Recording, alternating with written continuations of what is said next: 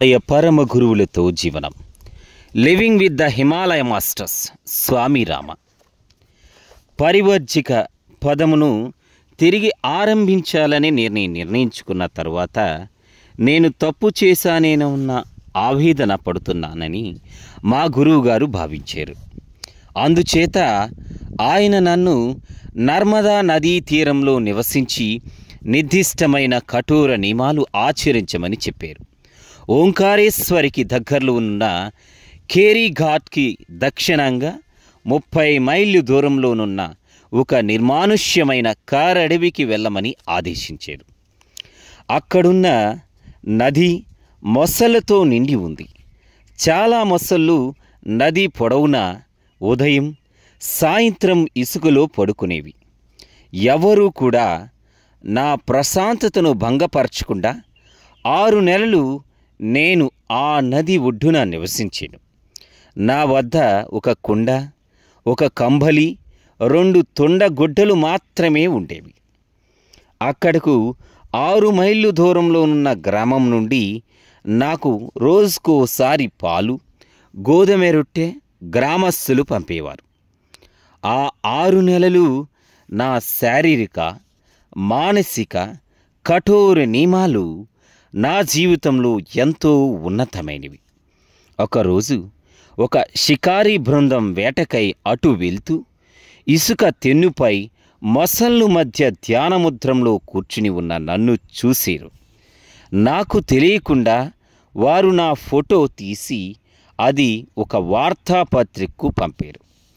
కొన్నేళ్లలో నా గురించి చాలా వార్తాపత్రికలు కూడా కథనాలు ప్రచురించాయి. ఆ సమయంలో కర్వీర్ పీఠం శంకరాచార్యులు వారు తన వారసుని కోసం అన్వేషిస్తున్నారు.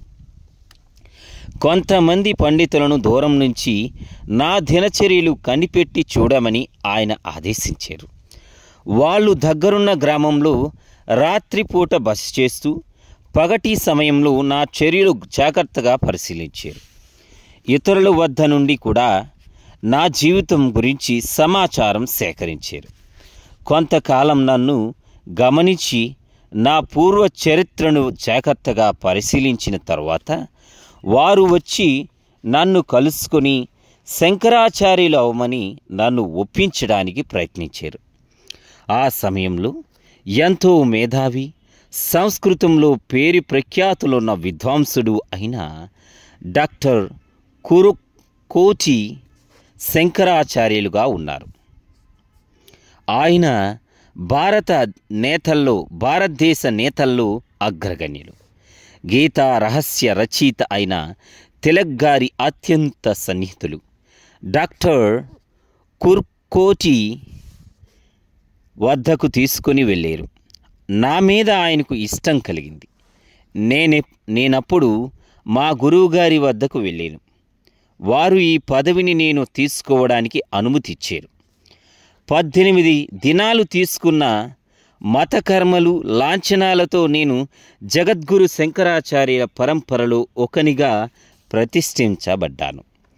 క్రైస్తవ మతాధిపతి పోప్ మొదలగు ఇతర మతాధికారులు ప్రపంచ నలుమూలల్లో నన్ను వేలాది మంది అభిమానుల వద్ద నుండి తంతి సందేశాలు అసంఖ్యాకంగా వచ్చాయి. గడిచిన 6 నెలల ఏకాంతానికి, మౌనానికి ఆశ్చర్యకరమైన విభిన్నమైన తేడాతో నాకు ఇదొక ఊహించలేని అనుభూతి. 30 సంవత్సరాలైన నాకు నిండలేదు. నాపై ఎనలేని బాధ్యత మోపారు. డాక్టర్ కుర్కోటి గారు సాంఘిక, మత దురాచారాలను అంతమొందించాలని నమ్మారు. ఆ విషయంపై తాము ఇతర మత అధికారులతోనూ రాజకీయ నాయకులతోనూ జరిపిన విలువైన ఉత్తర ప్రత్యుత్తరాలు నాకు అందజేశారు. చాలామంది నాయకులతోనూ గ్రూపులతోనూ ఎన్నో సమావేశాలు జరిపాను. ప్రయాణాలు, ప్రవచనాలతో నాకు సరి అయిన సందడి కార్యక్రమాలు ఉండేవి. అవి లేనప్పుడు ఉదయం నుండి సాయంత్రం వరకు ప్రజలు దర్శనానికి వచ్చి ఆశీస్సులు కోరేవారు. అది నాకు చాలా కష్టమైపోయింది. నాకు స్వేచ్ఛ లేకుండా పోయింది. నాకు ధ్యానం చేసుకోవడానికి, సాధనలు చేసుకోవడానికి సమయం దొరకటం లేదు. ప్రజలు దీవెన ఇవ్వడంతోనే నా రోజంతా గడిచిపోతున్నది. ఇదేమీ బాగాలేదు అని నేను అనుకున్నాను. నాకేమాత్రము ఆనందం లేదు. ఇది నీకు తగినది కాదు, వదిలే అని నా అంతరాత్మ ప్రబోధించింది. దాంతో 2 ఏళ్ల తరువాత చేతిలో చిల్లి గవైనా లేకుండా అక్కడ నుండి చెప్పా పట్టకుండా నేను పారిపోయాను. ఒక రోజేమో నివసించడానికి పెద్ద భవంతి, ప్రయాణించడానికి చాలా కారులు, మరుసటి రోజేమో కట్టుకున్న వస్త్రాలు తప్ప ఇతరులు ఇవీ లేవు.